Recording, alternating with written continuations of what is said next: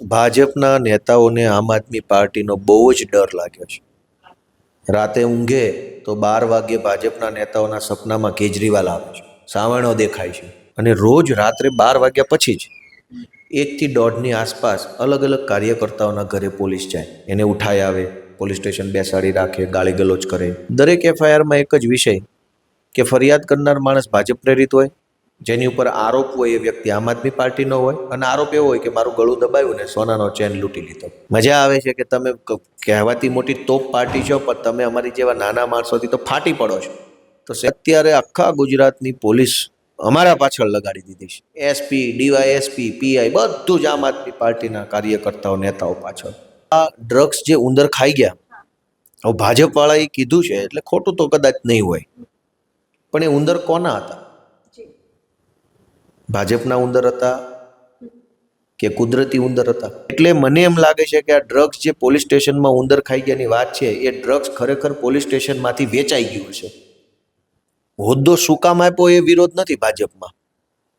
Paper leak જેવા અત્યંત ગંભીર પ્રકારના કૃત્ય કરતા પકડાયો, ખાલી યુવા મોરચામાં જ પદ કેમ આપ્યું એને?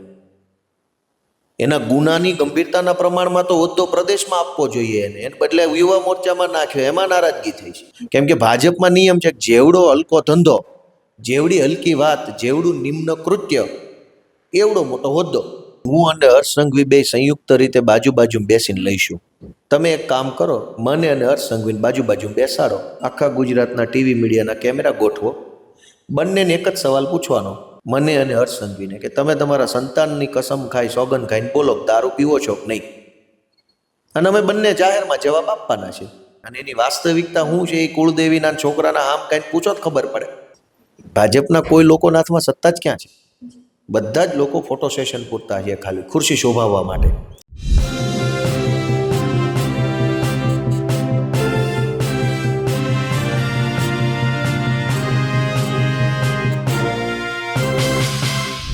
નમસ્કાર, હું છું ચંદ્રિકા પુત્રી નિરાલી અને આપણી સાથે જોડાયા છે આમ આદમી પાર્ટીના ધારાસભ્ય ગોપાલ ઇટાલિયા.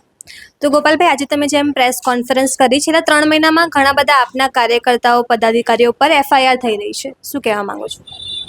ગુજરાતમાં ભાજપના નેતાઓને આમ આદમી પાર્ટીનો બહુ જ ડર લાગ્યો છે. રાતે ઊંઘે તો 12 વાગ્યે ભાજપના નેતાઓના સપનામાં કેજરીવાલ આવે છે, સાવરણો દેખાય છે. અને ભાજપના નેતાઓને એટલો બધો ડર લાગ્યો છે કે છેલ્લા 1 મહિનાથી આખા ગુજરાતની પોલીસ અમારી પાછળ લગાડી દીધી છે. એક એક માણસને ટાર્ગેટ કર્યા છે. અમારું મહત્વનું કામ જે સંભાળતા હોય, પાર્ટીનું કામ, એ બધાની પાછળ અત્યારે પોલીસ પડી છે. અને રોજ રાત્રે 12 વાગ્યા પછી જ 1 થી 1.5ની આસપાસ અલગ અલગ કાર્યકર્તાઓના ઘરે પોલીસ જાય, એને ઉઠાઈ આવે, પોલીસ સ્ટેશન બેસાડી રાખે, ગાળી ગલોચ કરે, એનો મોબાઈલ ચેક કરે, લેપટોપ માંગે, અને કોણ કોણ ઉમેદવાર છે, ડેટા લાવો, કયા ગામના છે, મોબાઈલ નંબર વગેરે વગેરે. તો આ ધંધા છેલ્લા 1 મહિનાથી થઈ રહ્યા છે. છેલ્લા 1 મહિના કરતાં પણ ઓછા સમયમાં ગુજરાતની પોલીસે અલગ અલગ જિલ્લાઓમાં 60 કરતાં પણ વધુ એફઆઈઆર અમારા કાર્યકર્તા પર કરી. માત્ર 1 મહિનાથી ઓછા સમય 60 એફઆઈઆર વત્તા 200 કરતાં પણ વધુ કાર્યકર્તાઓની ધરપકડ કરી ચૂક્યા છે. દરેક એફઆઈઆરમાં એક જ વિષય કે ફરિયાદ કરનાર માણસ ભાજપ પ્રેરિત હોય, જેની ઉપર આરોપ હોય એ વ્યક્તિ આમ આદમી પાર્ટીનો હોય, અને આરોપ એવો હોય કે મારું ગળું દબાવ્યું ને સોનાનો ચેન લૂંટી લીધો. દરેક એફઆઈઆર આવી, જિલ્લો ગમે તે હોય, ઘટનાની તારીખ ગમે તે હોય, ઘટના આવી. તો ટૂંકમાં ભાજપના નેતાઓ અત્યારે આમ તો પોતાની જાતને વિશ્વની કહેવાતી મોટી પાર્ટી, ટેન્ડર બેચ પાર્ટી, પન્ને એના પ્રમુખો બેઠા છે, તો શેની બીક લાગે છે? મને તો એમ થાય છે કે વિશ્વની કહેવાતી સૌથી મોટી પાર્ટીને અમારી જેવા નાના માણસોનો આટલો બધો ડર લાગ્યો ને, એ જોવાની મજા બહુ આવે છે. મજા આવે છે કે તમે કહેવાતી મોટી તોપ પાર્ટી છો, પણ તમે અમારી જેવા નાના માણસોથી તો ફાટી પડો છો. તો શેની કહેવાતી મોટી પાર્ટી? તમારી કરતાં તો અમે હારા કે તમારી જેવાની સામે લડીએ છીએ. ખાસ કરીને હાલમાં તમારા પ્રદેશ અધ્યક્ષ શ્રી સુદાન ગઢવી, તેમના પર પણ કાર્યવાહી થઈ હતી, તો શું કહેવા માંગો છો? હું એ જ કહેવા માંગુ છું કે ઈશુદાનભાઈ ગઢવી ખંભાળિયા પોલીસ સ્ટેશને ગયા ત્યારે અમારા 2 કાર્યકર્તાઓ પર આવી એક ખોટી એફઆઈઆર થઈ હતી. એ ખોટી એફઆઈઆર કરી છે અને ખોટી રીતે ધરપકડ કરી છે એવી રજૂઆત લઈને એસપી પોલીસ સ્ટેશન ગયા તો પોલીસે ઈશુદાન ગઢવીની ધરપકડ કરી લીધી. ટૂંકમાં અત્યારે આખા ગુજરાતની પોલીસ અમારા પાછળ લગાડી દીધી છે. એસપી, ડીવાયએસપી, પીઆઈ બધું જ આમ આદમી પાર્ટીના કાર્યકર્તાઓ, નેતાઓ પાછળ. પબ્લિક જે છે એ ગુંડા ભરોસે છે, બુટલેગર ભરોસે, ડ્રગ્સ માફિયા ભરોસે પબ્લિક છે. તમે જુઓ જ્યાં હોય ત્યાં ગુંડાઓ, માફિયાઓ બેફામ પબ્લિકને લૂંટે છે, મારે છે, તોડ કરે છે, ખોટું કરે છે. પોલીસ એને નથી રોકી શકતી. આખા ગુજરાતની પોલીસ અત્યારે આમ આદમી પાર્ટીના કાર્યકર્તાઓ પર એફઆઈઆર કરવામાં લાગી ગઈ છે. હાલમાં કેગનો રિપોર્ટ પણ આવ્યો હતો જેમાં 2300 કિલો જેટલું ડ્રગ્સ ઉંદર ખાઈ ગયા. ત્યારબાદ સુરેન્દ્રનગરમાં અફીણ હતું તે બાષ્પીભવન થઈ ગયું. ઘણા બધા પોલીસ સ્ટેશનમાંથી જ ડ્રગ્સની ચોરી થઈ ગઈ. તો શું કહેવા માંગો છો? મારું એવું કેવું છે કે આ ડ્રગ્સ જે ઉંદર ખાઈ ગયા, હવે ભાજપ વાળાએ કીધું છે એટલે ખોટું તો કદાચ નહીં હોય, પણ એ ઉંદર કોના હતા? ભાજપના ઉંદર હતા કે કુદરતી ઉંદર હતા? ભાજપના ઉંદરો ડ્રગ્સ ખાઈ ગયા. પોલીસ સ્ટેશનોમાંથી 32,000 કરોડ રૂપિયાનું ડ્રગ્સ ઉંદર ખાઈ ગયા. એ ગળે ઉતરે એવી વાત નથી. પોલીસ સ્ટેશનોમાં પડેલું ડ્રગ્સ પણ મને હવે એવું લાગે છે કે વેચાઈ જતું હશે. ઉંદર એટલું બધું ડ્રગ્સ ખાઈને ઉંદર ખાય કેટલું? ઉંદરની સંખ્યા કેટલી હોય? 32,000 કરોડ રૂપિયાનું ડ્રગ્સ હોય તો એ સાઇઝ કેટલી હોય કિલોમાં? 500 કિલો, 800 કિલો, 900 કિલો. ઉંદરની સંખ્યા કેટલી હોવી જોઈએ? એ હિસાબ તો માંડવો જોશે ને કોઈ, કે કેટલા ઉંદર હોય તો 800 કિલો ડ્રગ્સ ખાઈ શકે અને કેટલા દિવસમાં ખાઈ શકે. એ ડ્રગ્સ પકડ્યું હતું ક્યારે? જાન્યુઆરીમાં પકડ્યું હતું ને માર્ચમાં ખવાઈ ગયું. તો જાન્યુઆરીમાં 100 કિલો ડ્રગ્સ પકડ્યું હોય ને માર્ચ સુધીમાં એને ઉંદરને ખવડાવવું હોય તો કેટલા ઉંદરે કેટલા કલાક ખાવું પડે? આવા જે હિસાબ કરો ને તો કઈ મેળ નથી પડે એમ.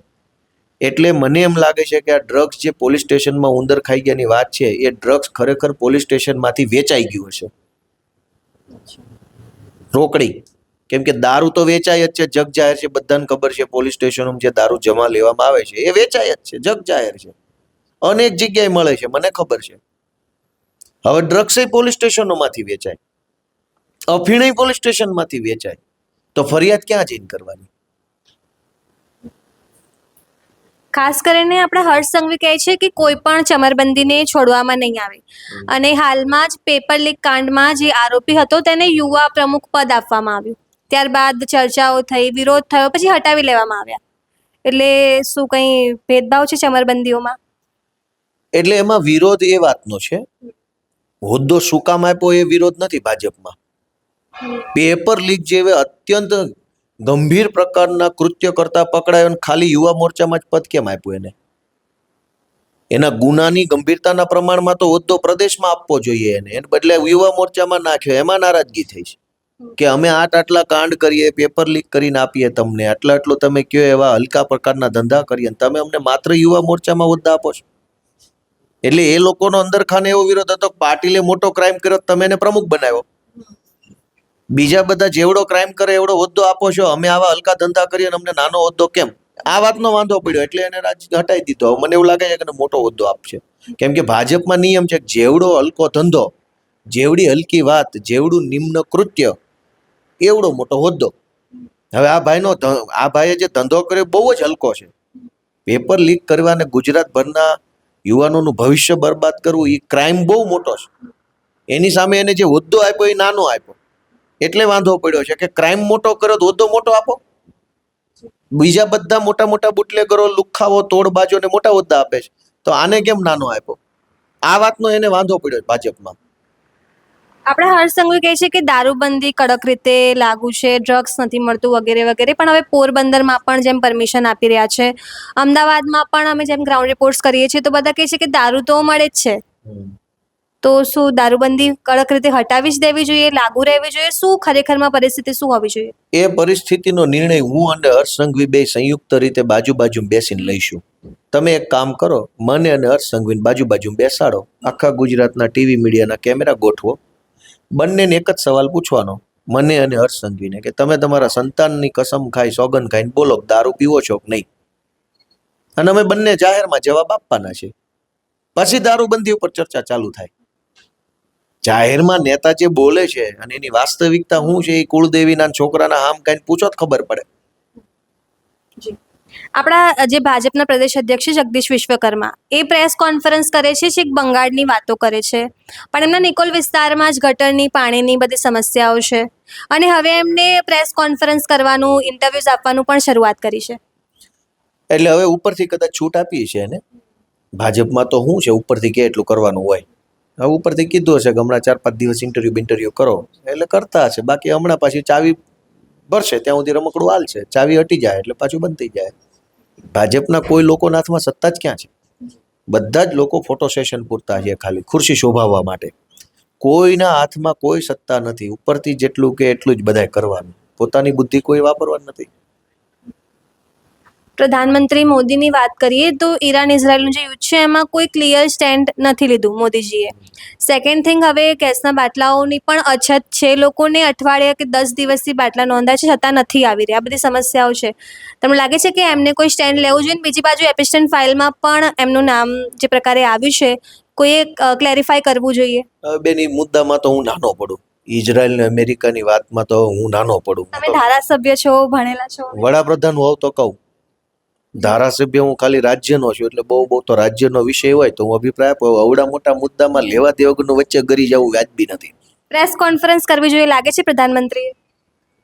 પ્રેસ કોન્ફરન્સ તો હવે આટલા વર્ષો જ નથી કરી, હવે શું કરે? એ કોઈ જવાબ આપી શકે એમ છે નહીં. એટલે હવે તો ભગવાન એને સુખી રાખે. છેલ્લો પ્રશ્ન છે, સ્થાનિક સ્વરાજની ચૂંટણીમાં આમ આદમી પાર્ટીની કેવી તૈયારીઓ છે? લાગે છે આ વખતે વધારે સીટ્સ આવશે? અમારી તૈયારી તો અમારા પ્રમાણમાં, અમારી ક્ષમતાના પ્રમાણમાં છે. પબ્લિકની તૈયારી બહુ મોટી છે આ વખતે. લોકો રાહ જોઈને બેઠા છે કે ચૂંટણી આવવા જો, ગોબા પાડી દેવાના છે ભાજપને. પબ્લિક ખૂબ રાહ જોઈને બેઠી છે. કેમ કે તમે વાવાઝોડું હોય કે કોરોના હોય કે આ ઇન્ટરનેશનલ ક્રાઇસિસ હોય, ગમે એવી ઘટના બને ને, છેલ્લે પબ્લિકે જ લાઈનમાં ઊભું રહેવું પડે. ભાજપનો એકેય નેતા લાઈનમાં નથી ઊભો.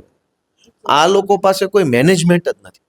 દુનિયામાં આફતો તો આવતી જ છે, ભૂતકાળમાં આવી છે અને ભવિષ્યમાં આવશે. આફતોને કોઈ રોકી નહીં શકે, પણ આફતની અંદર વ્યવસ્થા હોવી જોઈએ. એ વ્યવસ્થા ક્યારેય ગુજરાતમાં જોવા નથી મળી. આફતમાં કાયમ ભાજપના જે કાંઈ લેભાગુ તત્વો છે એ અવસર ગોતી લે છે. કોરોના આવે તો માસ્કના બધા કોન્ટ્રાક્ટ ને માસ્ક ને બધા વેન્ટિલેટરના ટેન્ડર ભાજપ વાળાને મળે. વાવાઝોડું આવે તો રાહત પેકેજ ભાજપના નેતાના હાથમાં આવે. આ ગેસના બાટલાને અછત થઈ તો ભાજપ વાળાને પૈસા આપો તો મળી જાય ગેસનો બાટલો. આમ લખાવત નથી મળતો.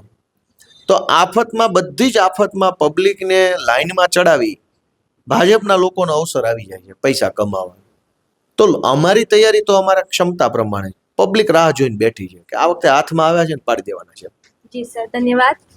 તો આ હતા આપણી સાથે ગોપાલ ઇટાલિયા. તમે આ વિશે શું વિચારો છો? કમેન્ટ કરીને જણાવજો. અત્યાર માટે બસ આટલું જ. અમદાવાદથી સહયોગી સંદીપ સાથે હું નિરાલી.